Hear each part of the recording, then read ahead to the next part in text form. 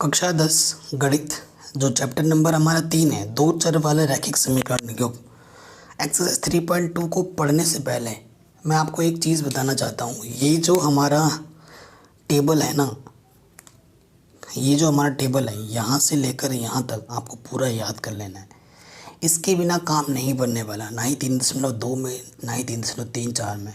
और ये चीज़ आपको ज़िंदगी भर, अगर आप बड़ी क्लासों में भी मैथ्स लेते हैं ना, तो भी ये चीज़ आपको हेल्प करेगी।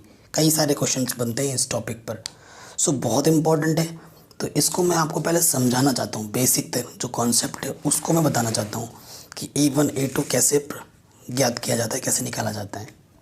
ठीक है, आपको पता ही है जो रैखिक समीकरण होते हैं,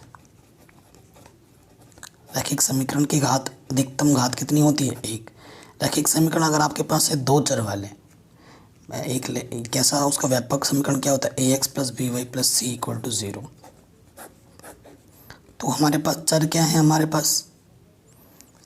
पास x और y हैं, तभी इसे रैखिक समीकरण बोला गया है दो चर वाला। और इसका जो गुणांक है a और ये जो b, ये क्या है? गुणांक है। इस चर का ये क्या है? गुणांक है। और ये c क्या है? ये c होता है अचर पद।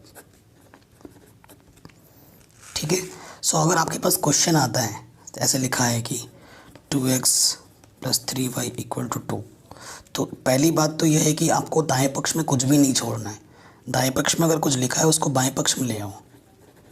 2x + 3y, ये प्लस का 2 इधर आके क्या होगा? माइनस का 2। ये हमारे पास समीकरण 1 है। और मानो हमारे पास समीकरण दूसरा क्या दे रखा है? 3x - 2y + 5 = 0। ठीक है, ये हमारे पास समीकरण नंबर दूसरा है। तो हमें क्या मिलता है? देखिए, हमें क्या मिलता है समीकरण 1 से।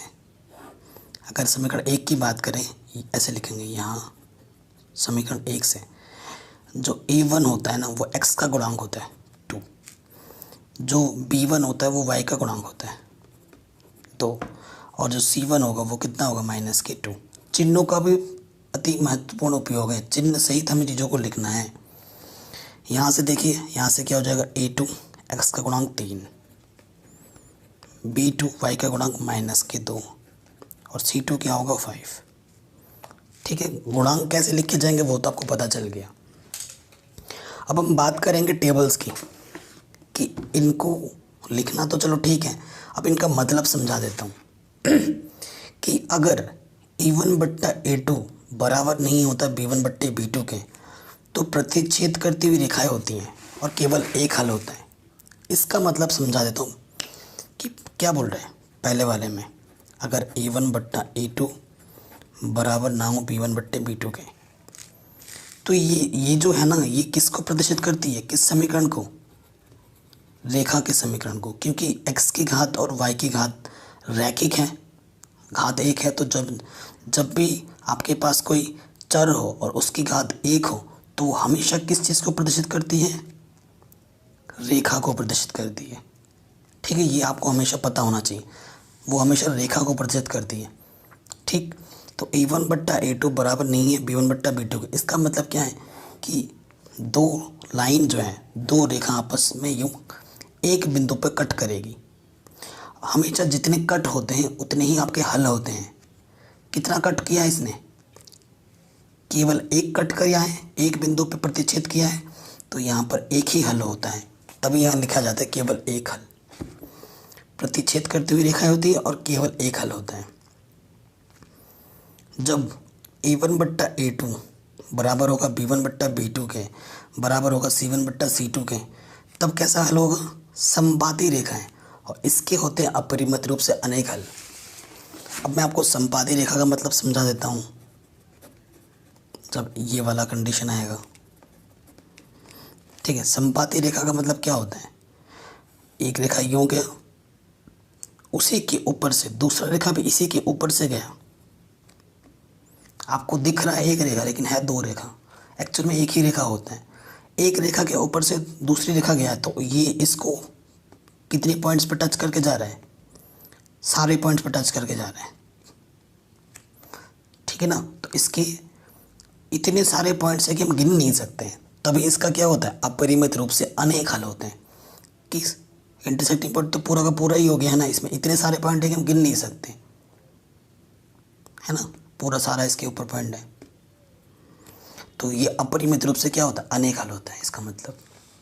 और तीसरा कंडीशन क्या है हमारे पास, अगर A1/A2 बराबर होता है B1/B2 के और बराबर नहीं होता है C1/C2 के, तो क्या होता है, समांतर रेखाएं होती हैं। ये और ये रेखा आपस में क्या होती है, समांतर होती हैं। समांतर होने के वजह से ये कभी आपस में यूं कट नहीं करेंगी, कभी भी आपस में जाके जुड़ेंगी नहीं, कहीं पे मिलेंगी नहीं। और कहीं पे कट नहीं मिलेगा, कहीं पे मिलेगा नहीं, जुड़ेगा नहीं, तो उसका कोई हल नहीं होगा, क्योंकि उसने कभी टच ही नहीं किया आपस में।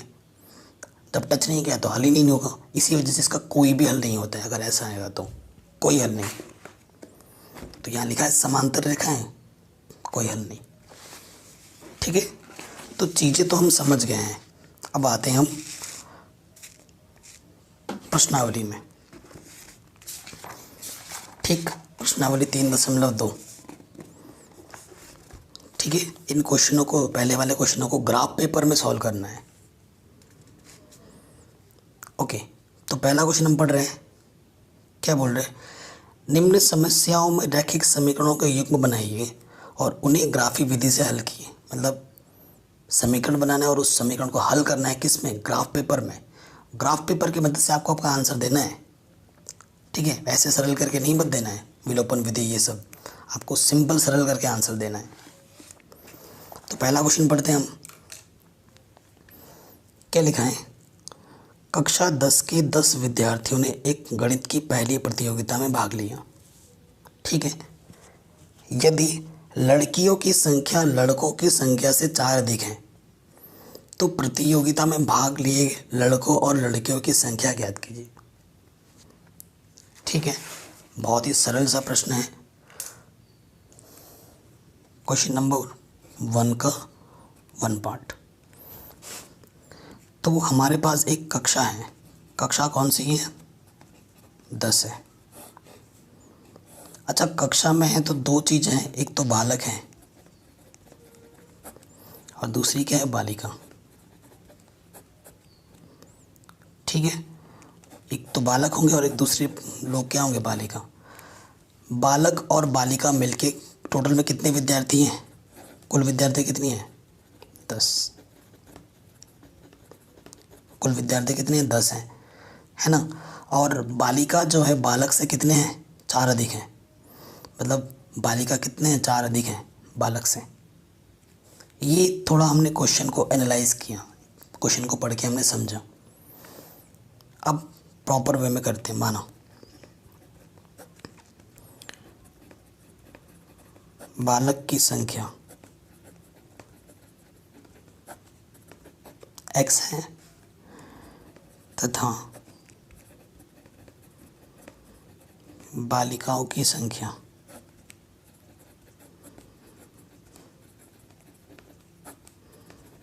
y है।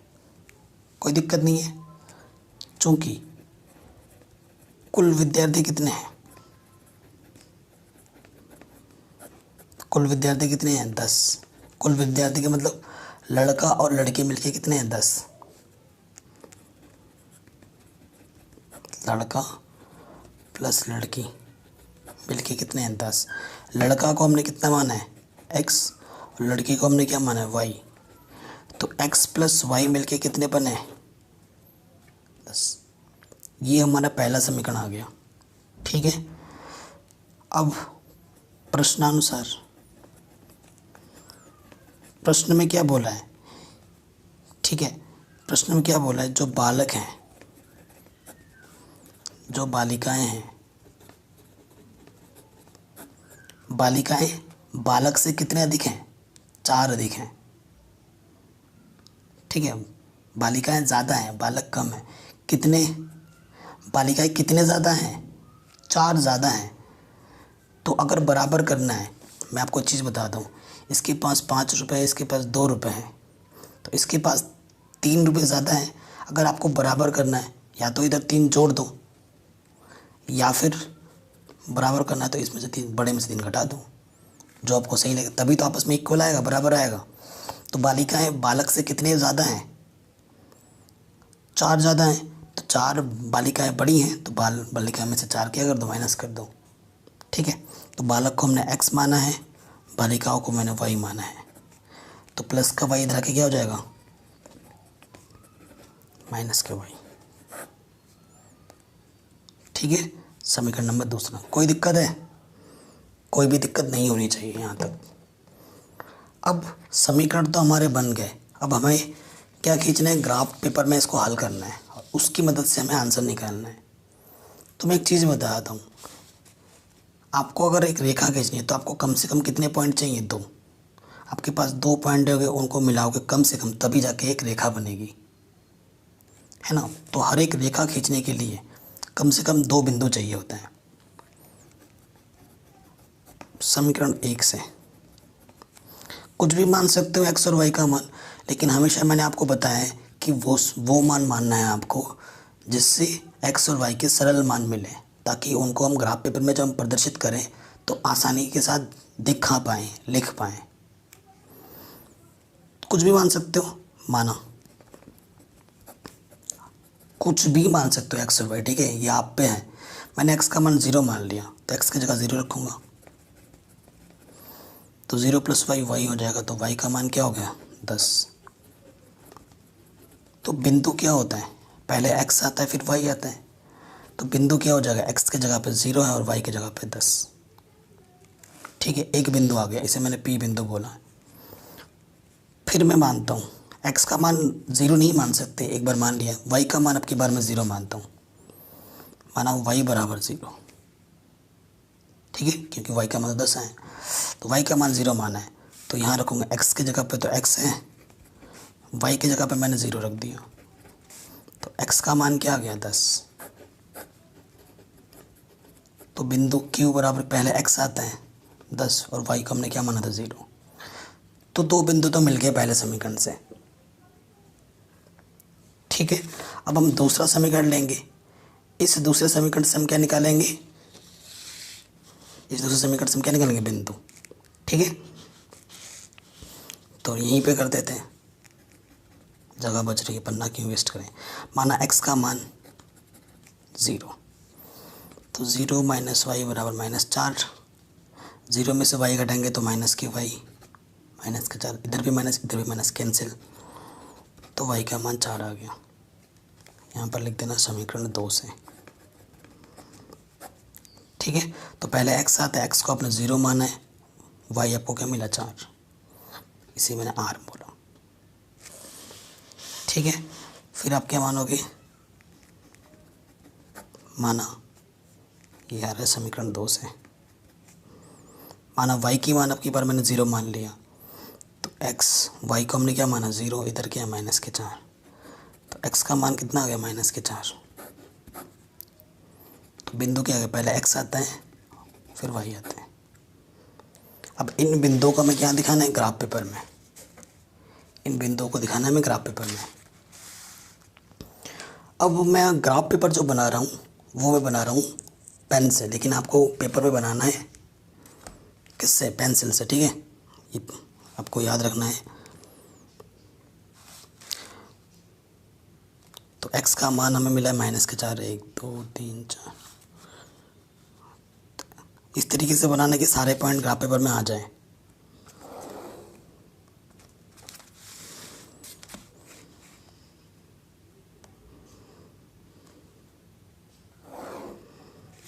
ठीक, ये मेरा क्या हो गया, ये मेरा हो गया ओरिजिन, मतलब x का मान 0 0, ये वाला।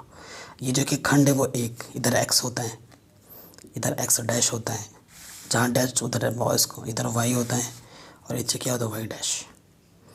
ये +1 +2 है ना, नीचे इधर -1, y का मान -2, इधर -1 -2 -3 -4। ठीक, ये चीज़ हो गई। अब देखिए, पहला पॉइंट हमें लिखना है। पहला पॉइंट हमारे पास है x पे 0, y पे 10। ये x पे 0 और ऊपर y पे 10 जाना है। 1 2 3 4 5 6 7 8 9 10। ठीक है, तो ये पॉइंट आ गया मेरा P। 0,10। फिर मेरा दूसरा जो पॉइंट है वो है x पे 10 y पे 0। ठीक है, x पे 10 y पे 0, तो 3 4 5 6 7 8 9 10। x पे 10 y पे 0, y पे जाना ही नहीं है, तो ये वाला पॉइंट आ गया मेरा 10,0। अब इन दोनों पॉइंट्स को हम क्या करेंगे, मिला देंगे। ठीक है, ये मिला दिया हमने। अब इस समीकरण को भी लिख देना। ये समीकरण क्या था हमारा, x प्लस वाई बराबर 10। ठीक है, लिख दिया। अब दूसरे वाले पे आ जाओ। दूसरा पॉइंट पहला क्या था, -4,0। x पे -4, ये माइनस का 4 है, यहीं पे कटेगा। -4,0, x पे -4, y पे जाना ही नहीं है। एंड अगला पॉइंट हमारे पास क्या था दूसरे समीकरण का, x पे 0,4। ठीक है, 0,4, 1 2 3 4, तो ये पॉइंट आ गया 0,4 आर पॉइंट। अब इन दोनों पॉइंटों को मीट करती हुई क्या खींचनी है, लाइन।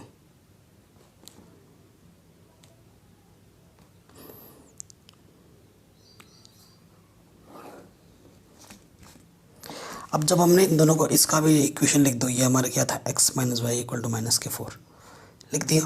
अब ये लाइन और इस लाइन ने यहाँ पर इस बिंदु पर क्या किया, कट। तो इसे हम क्या बोलते हैं, प्रतिच्छेदित बिंदु। ठीक है, जिसका नाम हम क्या दे देते हैं, टी दे देते हैं। अब ये जो प्रतिच्छेदित बिंदु है, यही हमारा आंसर है। यही हमारा क्या है, आंसर है। तो देखो यहाँ देखेंगे, x पे कितना गया 3, और y पे कितना गया 7, तो ये 3,7। ठीक है, अतः x का मान कितना आ गया 3 और y का मान 7, यानी कि बालक कितने हैं 3 और बालिका कितनी है 7। आंसर ग्राफ पेपर से हमने निकाल दिया। x को हमने बालक माना था, y को हमने बालिका। आया समझ में? तो ये क्वेश्चन हमारा इजीली बन गया, कोई दिक्कत नहीं है। चलिए आगे बढ़ते हैं नेक्स्ट क्वेश्चन पे।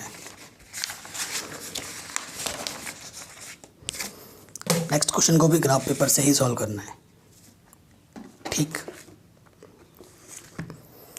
सेकंड पार्ट में आते हैं। कह रहे 5 पेंसिल तथा 7 कलमों का मूल्य, कुल मूल्य 50 है, जबकि 7 पेंसिल तथा 5 कलमों का कुल मूल्य 46 है। एक पेंसिल का मूल्य तथा एक कलम का मूल्य ज्ञात कीजिए। ठीक है, तो वैसे ही प्रॉब्लम है। माना एक पेंसिल की कीमत x रुपये तथा एक पेन की कीमत y रुपये है। कोई दिक्कत है? नहीं है। प्रथम शर्तानुसार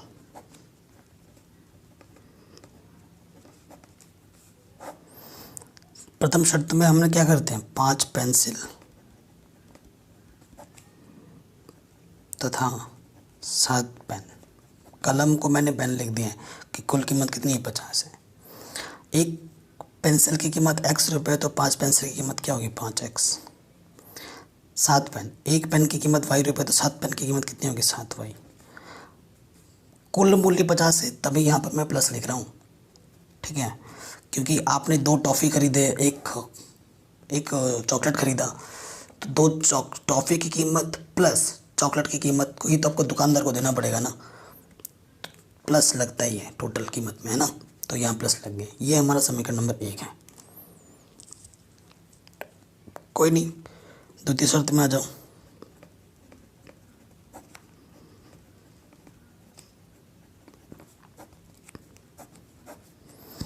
द्वितीय शर्तानुसार, तो द्वितीय शर्त में क्या है, देखिए द्वितीय शर्त में क्या बोला है, 7 पेंसिल तथा 5 कलम, कुल मूल्य कितने हैं 46। 7 पेंसिल का मूल्य क्या हो जाएगा 7x, 5 कलम का मूल्य 5y। ये दूसरा समीकरण है।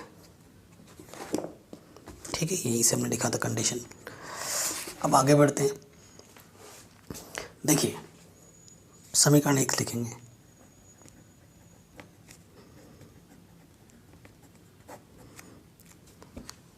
समीकरण 1 से 5x + 7y है ना, तो लिख लेते हैं एक बार। अब मैं आपको पहले ही बोल चुका हूँ, हमेशा x और y के मान को किस तरीके से बनाना है,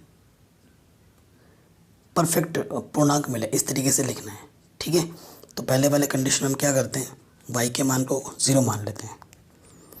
ये डिपेंड करता है आपकी प्रैक्टिस पे, कितना प्रैक्टिस करते हो, तभी आपके माइंड में ज़्यादा ज़्यादा फटाफट क्लिक करेगा। तो 7 × 0 0,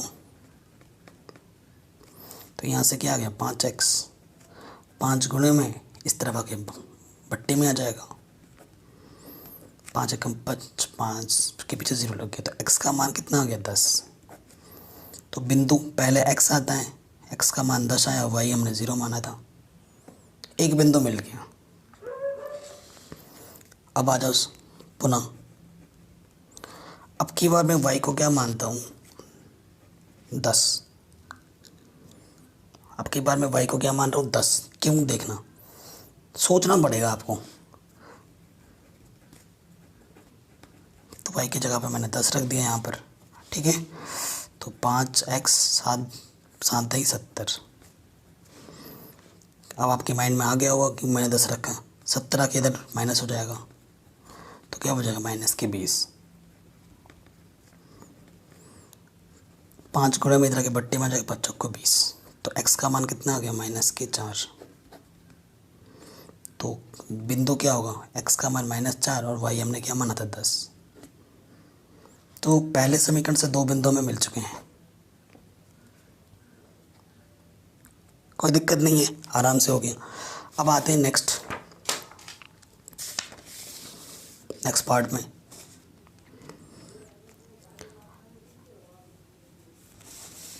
ये समीकरण 2 से, ठीक है, समीकरण 2 से लिखोगे आप। तो अब की बार आपको मानना पड़ेगा क्या, ताकि पूरा परफेक्ट आंसर आए, 7 से कट जाए, सोचना पड़ेगा कुछ। ठीक है ना, तो हम क्या सोचते हैं ना, x की वैल्यू 8 सोच लिया मैंने। ठीक, तो देखो 7 x की जगह पे मैं 8 रखूँगा, 56, 7 × 8 = 56। तो 5y 46 इधर आके क्या हो जाएगा माइनस का, तो कितना आ गया -10। 5 × 5 5 दूनी 10, तो y का मान कितना आ गया -2। तो जो बिंदु मिला मेरे को, x का मान 8 माना था, y का मान -2 मिला। ठीक, पुनः अब की बार मैं क्या मानता हूँ, अब की बार मैं x का मान -2 मानता हूँ। तो देखो क्या होगा, 7 x की जगह -2, 5y 46, 7 दूनी 14 माइनस की। ठीक है, और -14 जाके +14 हो। ऐसा क्यों मान रहा हूँ, ताकि ऐसा इस तरफ ऐसा बनाओ कि वो 5 से कट सके। ठीक है, 46 और माइनस की तरह के प्लस क्या हो जाएगा, तो कितना हो जाएगा 60। तो 5 × 5 5 दूनी 10, तो y का मान कितना आ गया 12। तो ये बिंदु कितना हो गया, x का मान -2, y का मान 12। तो इस समीकरण से भी हमें 2 बिंदु मिल गए। ठीक है, अब हमें इनको क्या करना है, ग्राफ पेपर में प्रदर्शित करना है।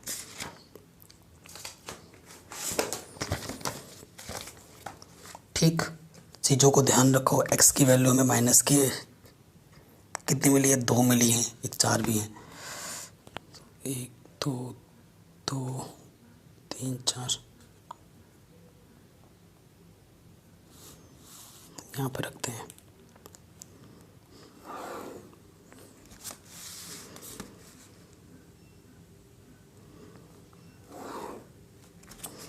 ये चीज़ हो गई। यहाँ पे हमारा ओरिजिन 0 होता है। ठीक है, एक एक खाना हमारा 1 1 के बराबर है। इधर x होता है, इधर x डैश होता है, नीचे y डैश, ऊपर y का मान प्लस में। पहले समीकरण में आते हैं। पहला बिंदु x पे 10 है, y पे 0। x पे 10, 1 2 3 4 5 6 7 8 9 10। x पे 10, y पे 0, यानी कि ये पॉइंट आ गया 10,0 पी पॉइंट। ठीक है, खाने लिख देना जैसे 1 2 3। उसके बाद नेक्स्ट पॉइंट है हमारा x पे -4 और y पे 10। x पे -4 यहाँ पर है और y पे 10, उसी के सीट में जाना है। 1 2 3 4 5 6 7 8 9 10 यहाँ पर। ठीक है, ये पॉइंट हमारा क्या हो गया, Q -4,10। अब इन दोनों बिंदुओं को क्या करना है, मिला देना है। इन दोनों बिंदुओं को क्या करना है, मिला देना है। और समीकरण जो है वो ऊपर लिख दो। क्या समीकरण था ये, 5x + 7y = 50। अब दूसरे समीकरण पे आ जाओ। दूसरा मेरे पास क्या है, बिंदु 8, -2। x पे 8, ये x पे 8 और y पे -2। 1 2 नीचे, y का मान नीचे होता है -2, तो ये है 8, -2 प्लस के 8, -2। बिंदु का नाम हमने क्या रखा था, r। और दूसरा पॉइंट है x पे -2, 1 2 और y पे 12। यहाँ तक 10 था, 11 12। यहाँ पे आ जाएगा बिंदु h -2, -12। अब इन दो बिंदुओं को मिला देना है।